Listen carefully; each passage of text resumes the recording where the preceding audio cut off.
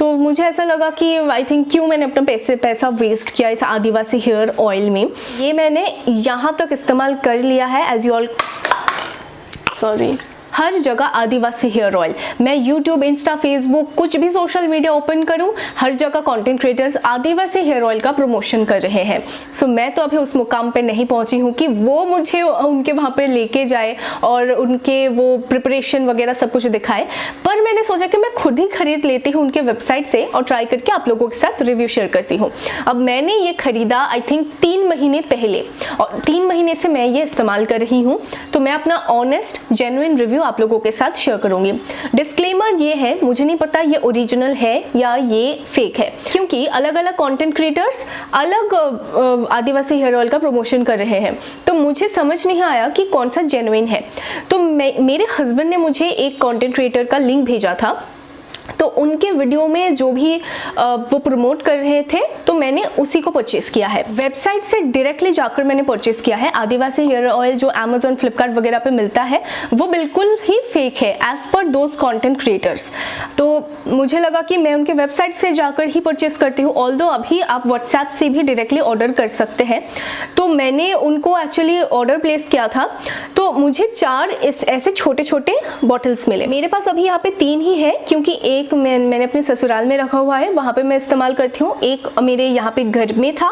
सो ये मैंने यहाँ तक इस्तेमाल कर लिया है, as you all can see. So you all can see कि मैंने काफ़ी इसे इस्तेमाल किया है, और ये 2 अभी भी है फुल, मैंने इसे ओपन ही नहीं किया है। सो आप इनकी पैकेजिंग भी देख लीजिए। ये आदिवासी नीलांबरी हर्बल हेयर ऑयल है, और जब ये आया था तो वहाँ पे नीलांबरी करके कुछ एड्रेस प्रोवाइड किया था। So to be very honest, I don't know कि ये ओरिजिनल है कि नहीं। कौन सा वाला ओरिजिनल है वो भी मुझे नहीं पता। वो हक्की पिक्की करके कुछ बोल रहे थे, यहाँ पे भी हक्की पिक्की जो मैंने वेबसाइट से ऑर्डर किया था वो हक्की पिक्की वेबसाइट ही था। सो पता नहीं, जब आया तो नीलम्बरी करके कुछ आया। So I don't know, genuinely I don't know कि which one is original. Anyways, तो मैंने इसे बहुत ज़्यादा इस्तेमाल किया है। जब भी मैं शैम्पू करती हूँ उससे 2-3 घंटा पहले मैं इसे इस्तेमाल करती हूँ। आप सबको पता है कि मैं रोजमेरी, एल्प्स गुडनेस का जो रोजमेरी हेयर वाटर स्प्रे है वो मैं इस्तेमाल करती ही हूँ। अब वो कोई ऑयल नहीं है, अभी भी मैंने उसे स्प्रे किया है अपने हेयर पे। मैं हर सुबह उठकर उसे स्प्रे कर लेती हूँ अपने स्कैल्प पे।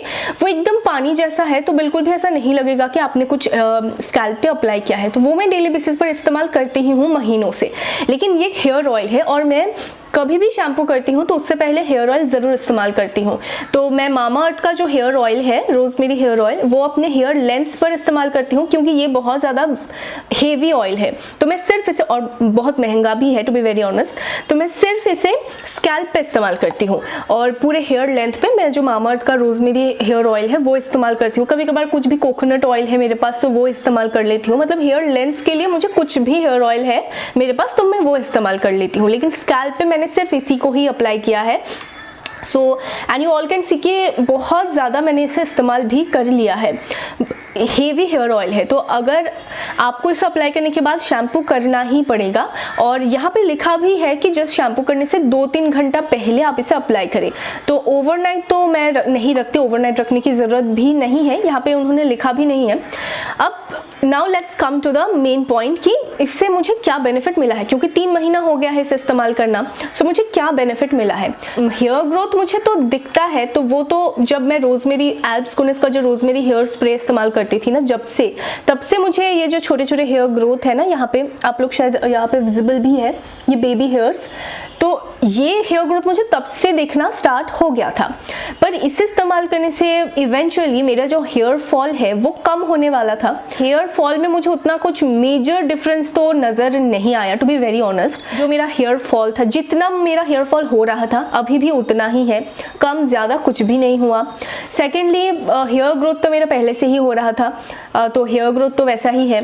हेयर लेंथ, अगर मैं बताऊँ कि हेयर लेंथ में इंक्रीज़ हो रहा है, तो वैसा भी कुछ नहीं है। जैसा पहले हो रहा था, जिस तरीके से जो स्लो हेयर ग्रोथ था वही है।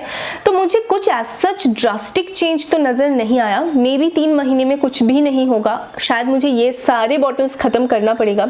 मैं कोशिश करूँगी इन्हें इस्तेमाल करने की, पर जेन्युइनली अगर ऑनेस्ट रिव्यू दूँ तो मुझे कुछ भी नज़र नहीं आया। अब हो सकता है कि ये ओरिजिनल ना हो, ऐसा भी हो सकता है। अगर आपको पता है कि कौन सा वाला जेन्युइन है तो वो भी आप मुझे बता सकते हैं। मैं ओरिजिनल ओरिजिनल वाला फिर से ऑर्डर करूँगी और उसे फिर मैं इस्तेमाल करना स्टार्ट कर दूँगी। इतने पैसे मैंने क्यों बर्बाद किए, क्योंकि ये 4 छोटे छोटे बॉटल्स मुझे आई थिंक 1100 या 1300 रुपये का पड़ा था, आई कांट रिमेंबर एग्जैक्टली, लेकिन शायद 1300 ऐसा कुछ करके कुछ पड़ा था along with the delivery charges. और एल्प्स का जो रोजमेरी हेयर स्प्रे है वो तो 200-300 में मुझे 219 रुपये का मैंने खरीदा था लास्ट टाइम।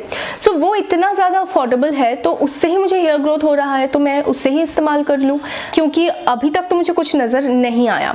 सो अगर आप इस्तेमाल करना चाहते हैं तो आई थिंक जो मैं यहाँ पे ये ब्रांड शो कर रही हूँ, शायद इसे इस्तेमाल करने से कुछ भी नहीं होगा, पर आप जो ओरिजिनल वाला है वो अगर आप खरीदते हैं तो शायद उससे आपको फ़र्क पड़ सकता है, क्योंकि जो उनका मार्केटिंग है वो देखकर तो बहुत ज़्यादा मुझे अच्छा लगा और उसी को देखकर ही मैंने खरीदा।